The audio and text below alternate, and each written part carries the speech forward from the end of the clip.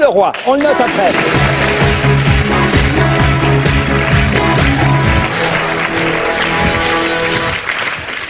Bonsoir. Alors, moi, on m'a demandé de traiter le sujet de frères qui s'affrontent.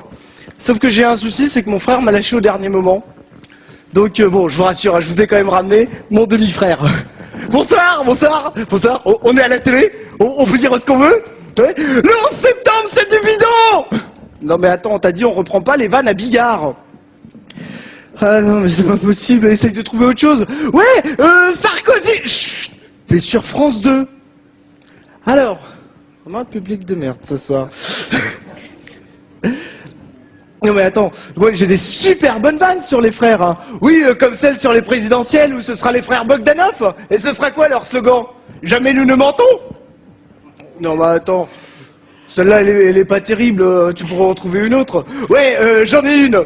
Alors, c'est un jumeau polonais qui découvre l'avion pour la première fois et il est revenu emballé, hein. Ouais. Dans 3 petits sacs. Mais bon... De quoi? T'as des trous de texte, c'est ça? Ouais, c'est ça.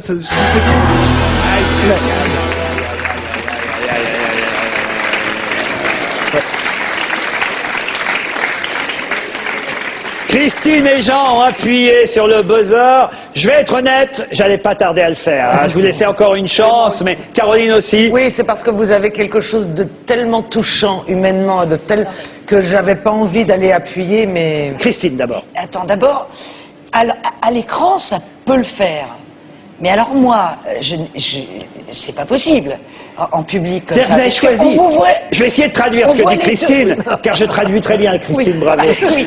Vous avez choisi un exercice très difficile. C'est-à-dire que venir moitié avec 2 personnages, ok, c'est un excellent choix, c'est une très bonne idée, ça a déjà été fait, mais ça demande alors une précision, une précision d'expert pour arriver à faire passer 2 personnages. Et vous l'avez pas, cette précision. C'est-à-dire qu'on ne sait pas qui parle, quoi, quand, comment, il faut se tourner par rapport à la caméra parce qu'il y a le public ici, mais il y a les téléspectateurs qui nous regardent aussi. Ça demande des répétitions, mais de folie. Vous avez choisi une cascade en faisant ça. C'est de la folie, Jean Benguigui. Ce qu'il a choisi, c'est l'art le plus difficile du cabaret, c'est le transformisme. Vous savez, ces gens qui dansent moitié homme, moitié femme, mais c'est les gens qui ont travaillé leur numéro pendant 10 ans pour arriver à faire ça. Vous avez vraiment visé beaucoup trop, quoi. Vous n'avez pas les moyens de votre ambition sur ce coup-là, je pense, voilà, c'est tout. Et puis, le public, effectivement, ne vous suivez pas, mais je vous jure qu'on a un très bon public ici au Moulin Rouge. Ça, je vous le dis professionnellement, jamais insulter le public pendant un sketch. Ça, on dit jamais ça. Ça, c'est une règle, c'est important, mais là aussi, on est là aussi pour ça, pour le dire. On peut le dire après en coulisses entre nous.